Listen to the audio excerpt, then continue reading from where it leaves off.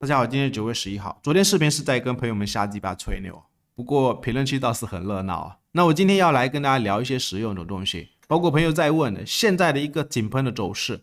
它根本就不回调啊。那我的观点是我们低点买的筹码，你尽量给我死抱住，不要随随便便就下车，或者是这个位置它不回调的原因，有没有可能在复制去年7月份的一个走势，或者去年10月份的一个走势，以及这一波的走势？有没有可能像这一个位置的走势，4个小时里面会不会走一个奔走型整理的形态？4个小时里面还有隐藏的一个买点。如果是真的有压回，你不一定要去看这个20300，因为昨天是有跟大家讲，20300是日线级别的20MA， 它不一定会有压回。它下一次压回的位置有可能20MA上翘，会慢慢往上移。那历史上几个20MA位置买点，特别是右侧的位置。指标死叉的位置反而是买点，我们等下怎么参考这个历史？那还有一点就是朋友在问的，以太坊目前的浪形在第几浪？我要跟大家修正啊，买点可以修正到1680这个位置，也是事关会不会走出一个杯柄形状的2次突破。在复盘之前，可以订我们的 YouTube， 也可以我们邀请链接注册 ，BNOK 永久返用20%，或者是 Bybit 新的邮箱注册，不用验证啊。那我们来看一下盘面啊。先看一下比特币当下的位置，现在是一根整理，价格是又创出了昨天收盘价的高点，这个位置有可能就是挖坑到位。如果我是主力，我们要思考一下，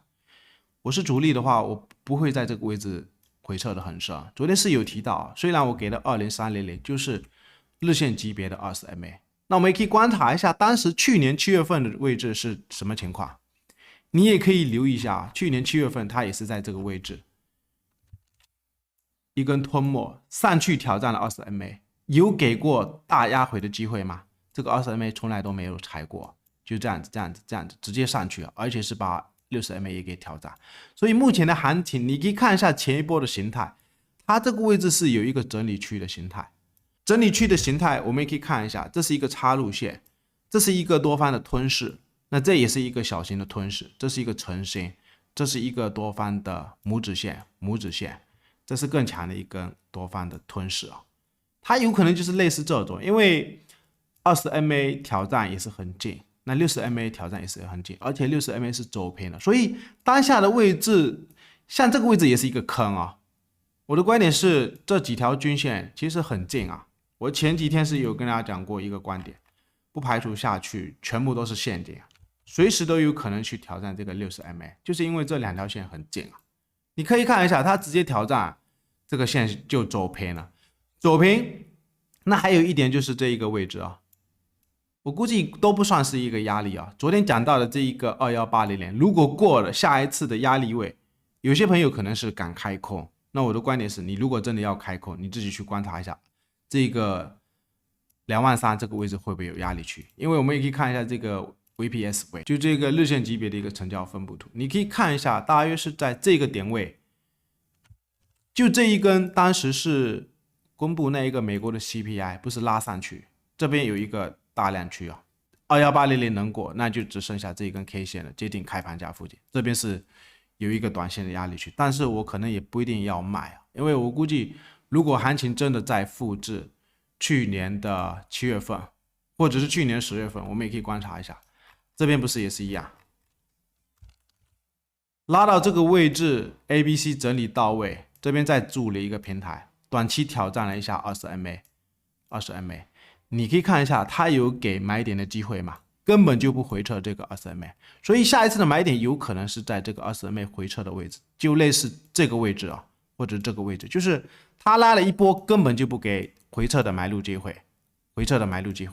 有可能是在高点以后才有回撤，因为它要吸引一部分筹码在这个位置去追高，然后再洗盘，洗到位以后，这个位置买的人这边洗下车，然后再拉上去，拉到这个高位又有人追，又洗下车，在这个位置洗下车又拉上去，就是这样子嘛。所以等一下也要跟大家讲一下这个买点会有哪一些迹象啊。那我们再观察一下4个小时，刚刚是要跟大家讲。4个小时，我们记得前一波在拉升的时候，你记得7月份的时候，这边不是有跟大家讲过这么一个观点，它也是这样子拉啊，拉完以后，你可以看一下，在这边不是有一次回撤，再上去。我当时是在这个区间有跟大家讲过，在这个高位的时候，你要去防一手，它万一是有一个奔走型整理，你要去观察一下还有没有压回这种低点的位置，这就是一个整理形态。那现在的位置是更强啊，你可以看一下这几天过高的时候，昨天是有讲到一个观点，单根跌破，它不是慢慢的，就是慢慢跌，慢慢跌有时候是会养套杀，就是比如说每天重心慢慢的下移，它会养套杀，就是养什么？养那些多头，多头你要不要买？多头你要不要买？买完以后它就直接再破。那上涨的时候也是一样，它就会慢慢养套杀，养套杀。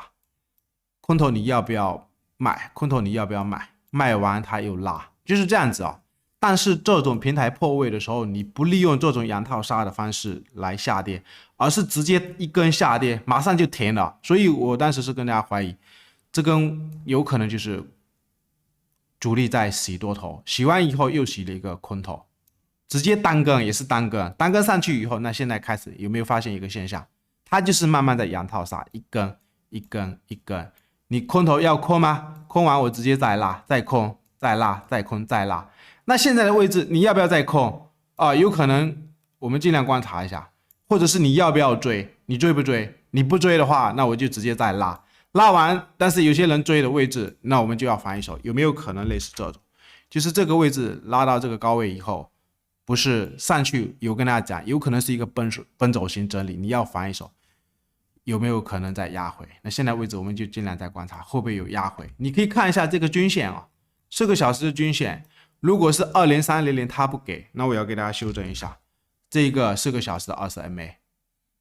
这个位置，你下一次去观察，如果是超短线有压回到这种位置也是买点啊。当然不是今天的这个20600，因为它会往上移啊，就类似日线级别要跟大家讲的。这个20MA 还没有拐弯上去，所以我的那一个日线的买点还是在20300，但是它不一定会有压回。昨天已经跟大家讲，什么过平台突破，再等这种压平台的位置，不一定啊。你要等下一次，如果它有慢慢上去，只要这一个线慢慢翘，反正你每天都要去观察这个20MA 的线。如果日线级别下一次还有压回的这个位置，我们可不可以参考历史啊？就刚刚跟大家讲的，去年的7月份，我们可以看一下，这里面的有一个技术形态。前面不是以前有跟大家讲过这么一个观点，我们波段的强势品种，你买在它回撤的弱势位置，参考的一点就是第3根的时候，你就尽量去观察有没有买点了，因为有时候回撤20MA 的位置，它不一定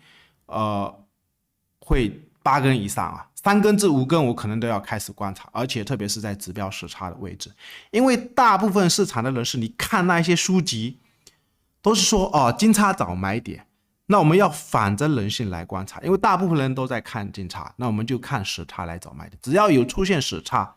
它价格没有破这个20MA， 3天至5天左右你要开始找，看这种点位有没有买点，只要不破20MA， 或者是略微盘间瞬间跌破20MA，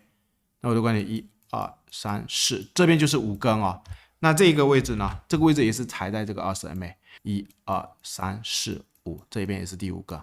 第5根我们可以观察一下，这也是时差，时差只要它没有破50，或者是有时候略微破50都可以接受。那还有历史上的几个位置我们可以观察一下。当然，它有时候一波大牛是根本就不给你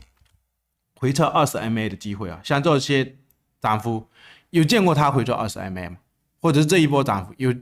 有回撤过20MA 吗？那历史上呢还有其他位置，我刚刚是找了很多的买点，比如说这种买点，都是我们可以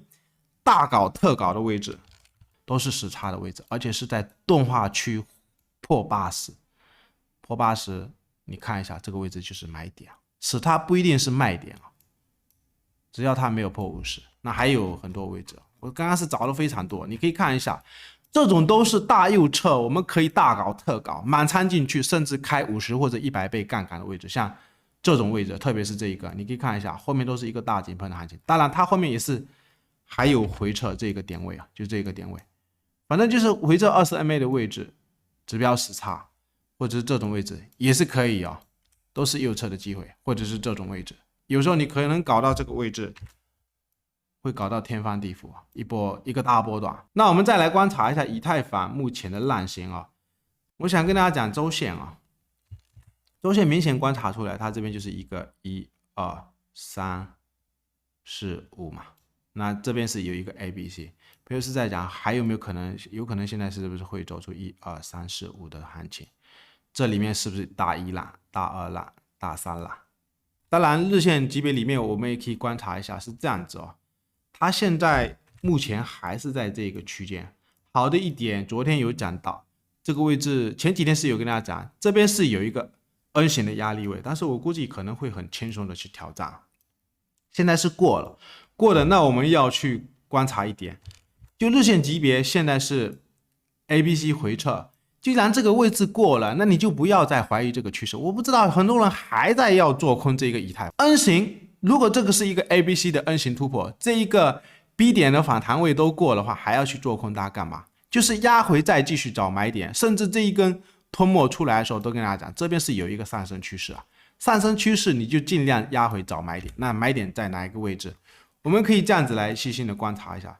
如果这边要画一个，当做一个杯子。你看还有没有右侧的一个饼？回撤的位置就是刚刚给大家的1680。最后还是一样，可以订我们的 YouTube 啊。